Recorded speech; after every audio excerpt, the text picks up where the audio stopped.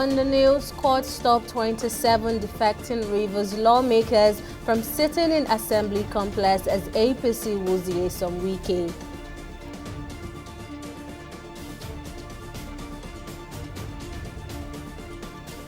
Governor Akeredolu to begin medical leave on Wednesday, transmit power to deputy.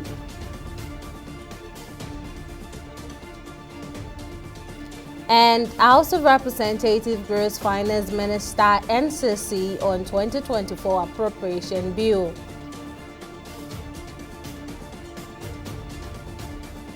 Welcome to News Now on TV 360 Nigeria. I'm Tamilore Akinkwolye.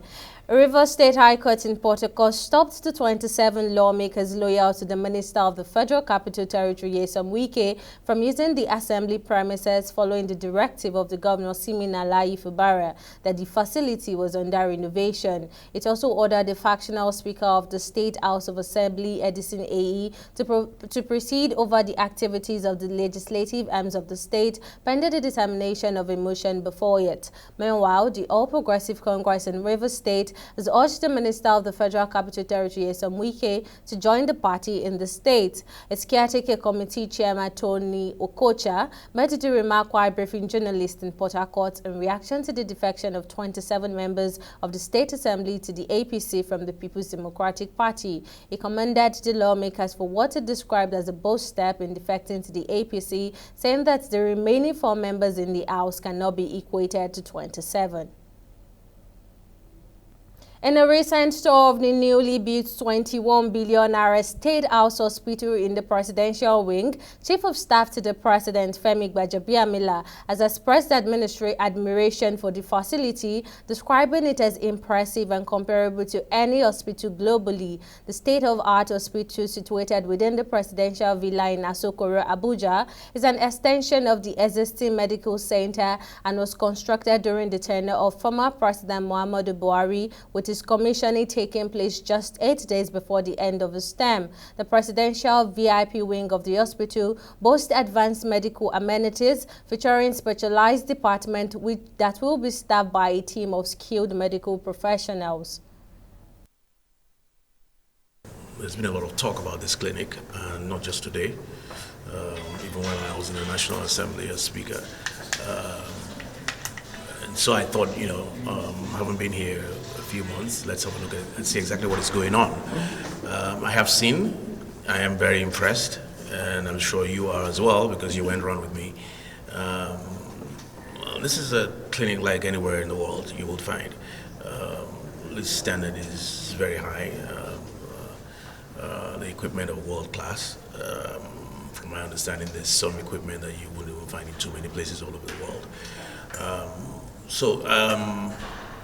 As far as clinics go, in terms of equipment, in terms of what they can do, in terms of, I've just been lectured about kidney transplant now from one of the best. There's a cath lab that's world class, and so many other things. There's an equipment called CT, MRI. CT, MRI. No, the one that guides you. CR. Yeah. It gladdens my heart that at least when we were appropriating money in the House of Representatives Speaker, I can see where the money has gone to. The last administration stopped. Everything is in place, but they wanted this administration to drive the process. That was the language. So we've carried our principals along. So it's for them to give us a go-ahead. What we have here is skeletal, just the way we were having the Villa Clinic. That's what we do here. But once they dot the i's, we can't take decisions on our own. They give us a go-ahead and we are good to go. The House of Representatives Committee on Appropriation had in audience at the National Assembly some revenues generating MDAs to explain their budget projection and expectation for the year 2024. This is part of the ongoing budget defense exercise by the House Committee to enable an effective budget performance and actualize the agenda of President Bola Tinubu for the economy, as well as tackle the perennial insecurity in the country. This next report has more details. Stakeholders present here are those the House of Representative Committee on Appropriation had insisted should appear before it in the past few days. Chairman of the committee, Abubakar Bichi, before grilling the heads of the MDAs present as part of the ongoing budget defense, says an improved revenue is critical to the renewed hope agenda. No matter how Mr. President wants to actualize his agenda, he needs some funds, he needs some money. And the only way for him to get money is through all these GOEs, and to see how we can interact with them, how we can have more funding to support Mr. President to actualize his dreams. The Minister of Finance and Coordinating Minister of Economy, Wale Edu, gave a rundown of the revenue projection and expectation of governments in the face of the micro and macroeconomic climate of the country. We are looking to equity, we are looking to privatization, even though the estimates for revenue from there are relatively modest, but it's the direction of travel and intention that is important. So we'll be looking to get more revenue from across the board of government business, which means the government-owned enterprises, the parastatals, as well as looking to private sector investment. Members of the committee proceeded to pose questions on the expected budget projection from the various MDAs and expectation on how to achieve it. So that small businesses don't crumble in the process of beefing up taxation. And then, doesn't it also contradict the government's interest in foreign direct investment? Won't that rather scare away foreign investment when they hear that we are raising taxation? So is there any way we are going to find a balance? Last week, Friday, we have done 2,959,858 million naira. In terms of the percentage of the total that we are targeting for 2023, this amounts to about 81% of our projected revenue. In another development, the House of Representatives Committee on Customs met with the Controller General of Customs on a tripartite committee with the Ministry of Finance and CBN to harmonize fiscal and monetary policies for the country. As the chairman of this committee, I suggest implementation of the House of Representatives resolution of the 9th Assembly requiring a 90-day notice for policy changes. This approach will allow ongoing transactions to conclude smoothly, minimizing economic distortions and inflationary pressures. The budget defense exercise continues as the committee interfaces with some other MDAs.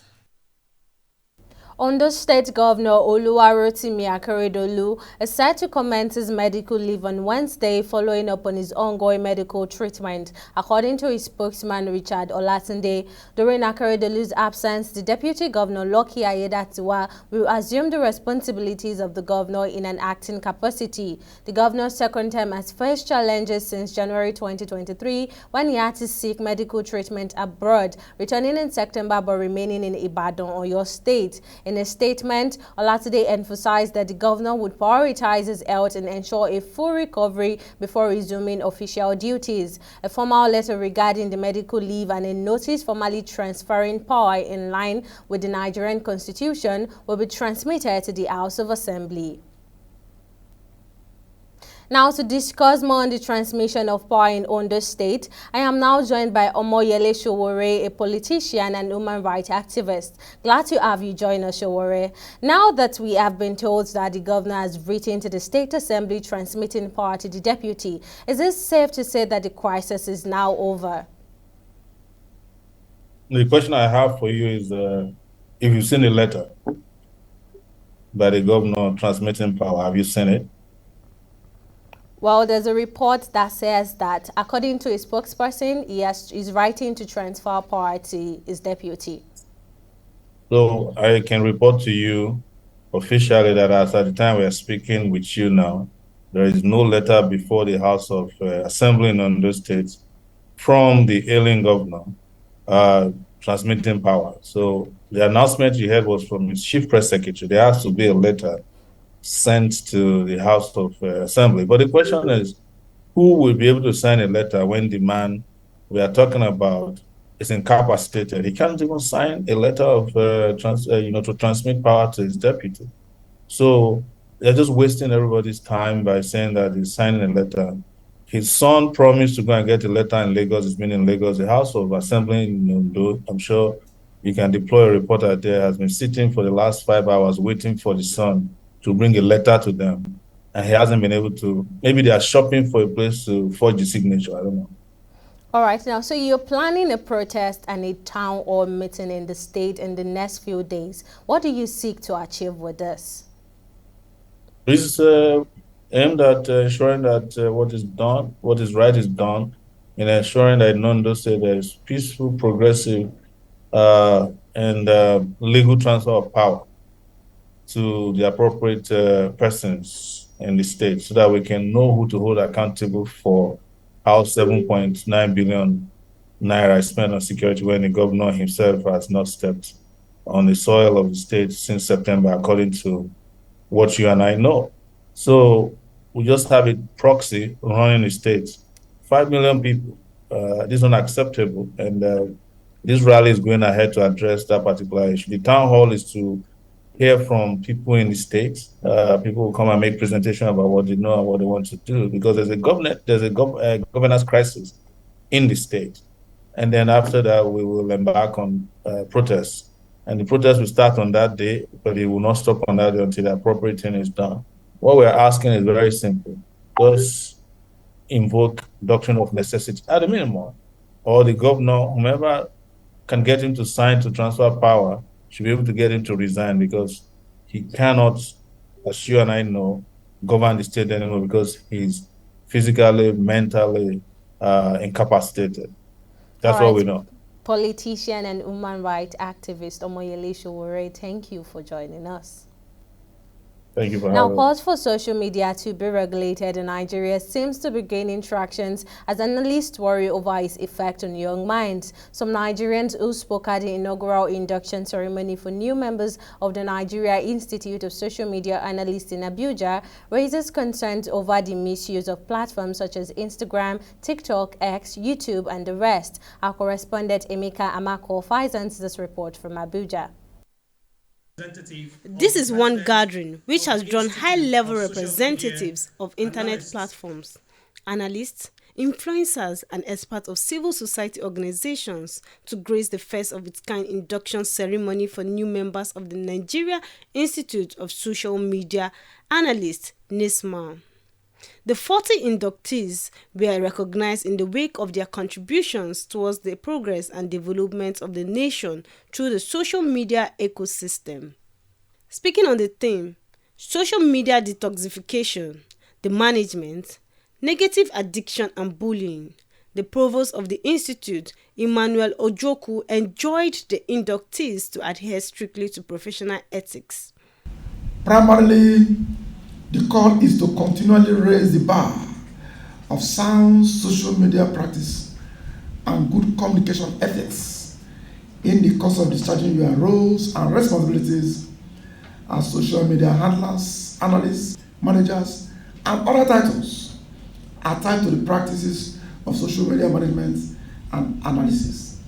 The competence you exhibit will convince the public and the organization you serve that you are truly a professional in your own right.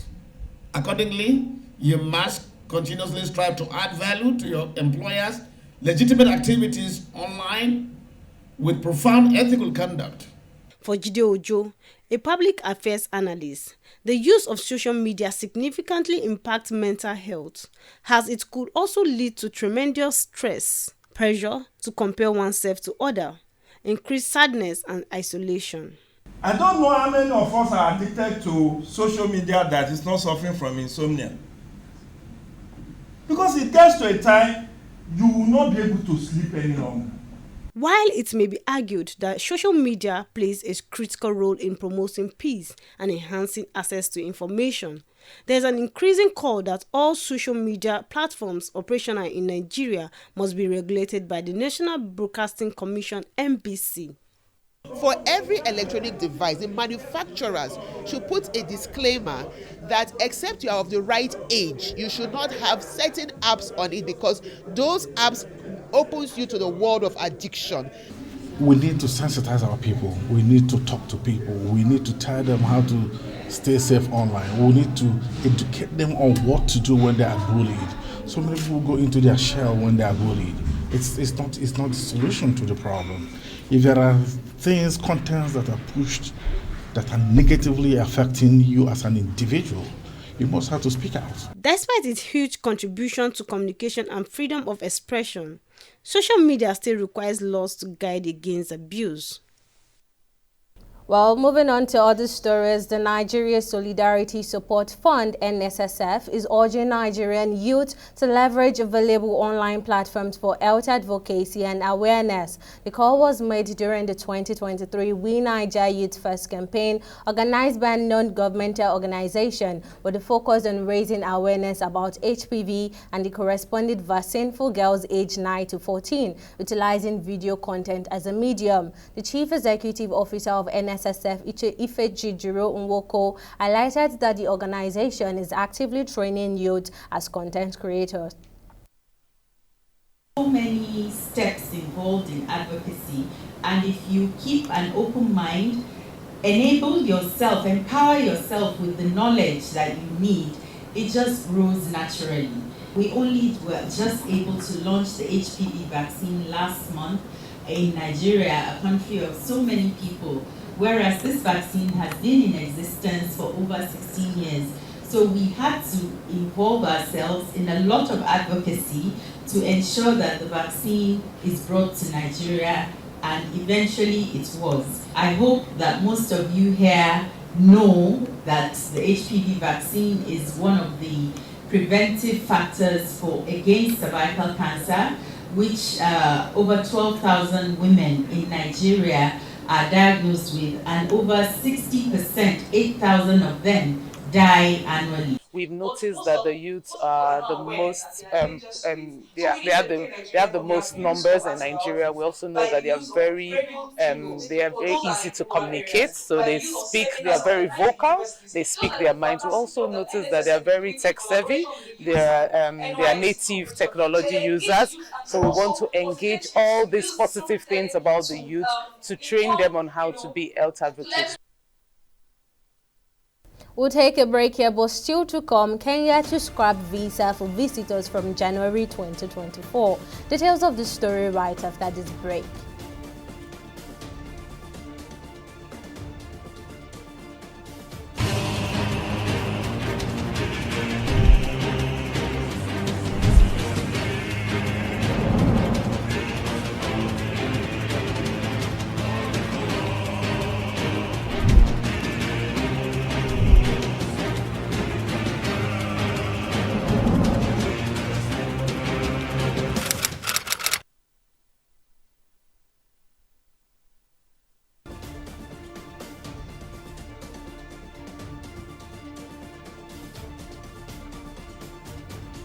Welcome back. Here's a quick recap of our top stories. The All Progressive Congress in Rivers State has urged the Minister of Federal Capital Territory, Nyesom Wike, to join the party in the state. Its caretaker committee chairman, Tony Okocha, made the remark while briefing journalists in Port Harcourt in reaction to the defection of 27 members of the State House of Assembly to the APC from the People's Democratic Party. Okocha said the party in the state needed Wike to join it as he immensely aided the victory of the APC in the state.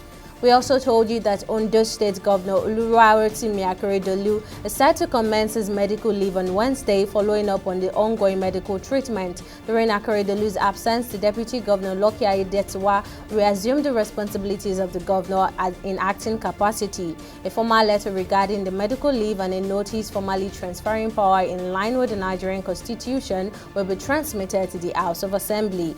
Now, in case you missed any of the news bulletin or for more updates, you can catch us on Limes World TV or log on to our website on www.tv360nigeria.com. You can also catch us on our social media platforms on Twitter, Instagram, and YouTube at TV360 Nigeria, or download our mobile app on Google Play Store and Huawei App Gallery and Apple Play Store. On Facebook, we are TV360 Online.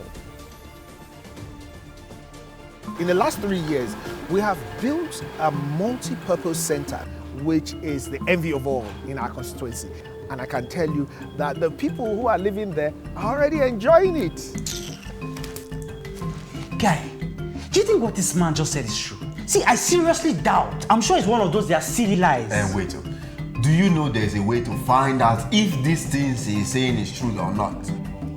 This is the Construct app. It gives people like us a sure way to track implementation of constituency projects. It gives valid and verified information on location of projects, amounts allocated, amount funded, the level of job done, and even the profiles of concerned legislators. You and I can post directly on this app. Are you serious? This is the GoTo app if you want to know how our Commonwealth is being expanded by the government. Wow. Let's even see if what this man said is true. Show me.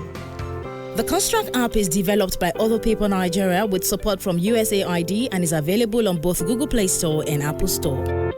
And it's true. Of course, I told you.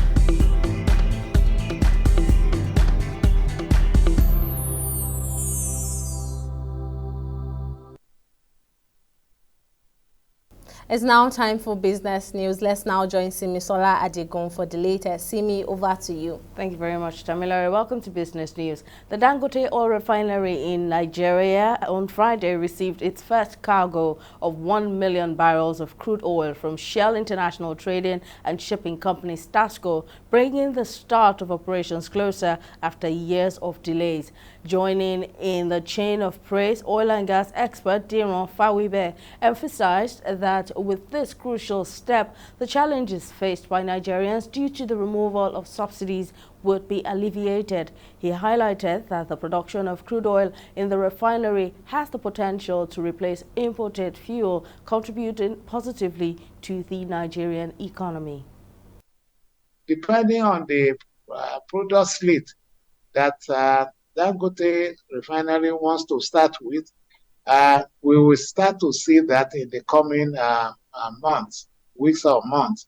But the fact remains that whatever it chooses to produce will substitute for imported fuel, because presently there is no fuel being produced in Nigeria at all.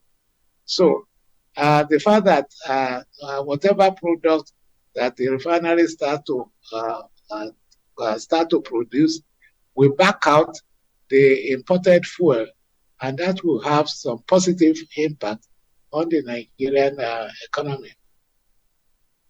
We'll have a short break and return with a stock market report.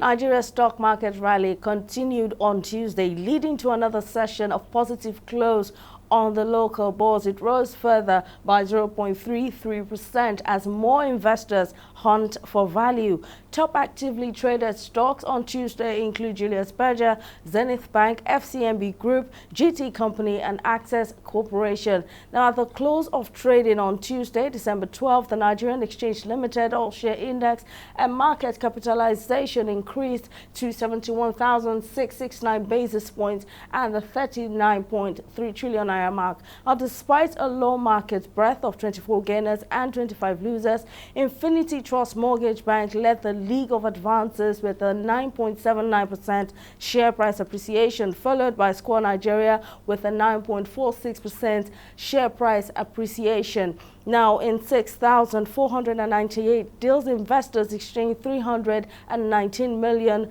worth of shares worth 5.87 billion naira. Tuesday's data, however, shows 15% decline in volume, about 7% decline in deals. This week alone, the market has risen by 0.51%, while this month it has gone up by 0.76%. The stock's value also increased by about 138 billion naira. Now let's go to our foreign select stocks.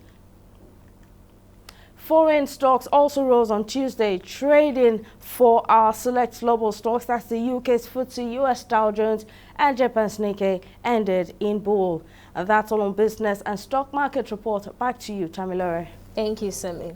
Now, on the global scene, in a significant move to boost tourism, President William Ruto announced on Tuesday that starting from January, visitors to Kenya from around the world will no longer need a visa. The Kenyan government introduced a digital platform to facilitate this change, ensuring that all visitors receive electronic travel authorization in advance, eliminating the need for traditional visa applications. President Ruto emphasized the importance of simplifying the entry process for international visitors and highlighted the government's commitment to making travel to Kenya more accessible. This move aligns with Ruto's long-standing advocacy for visa-free travels within the African continent.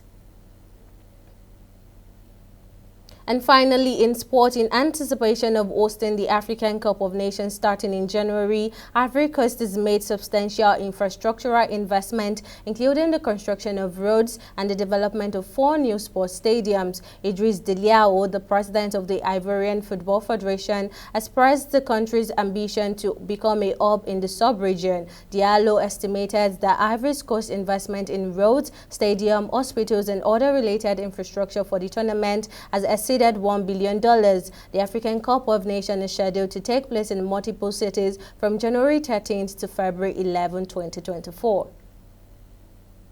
And that wraps up our bulletin. Thank you for watching. I'm Tamilore Akinkwodie. Bye for now.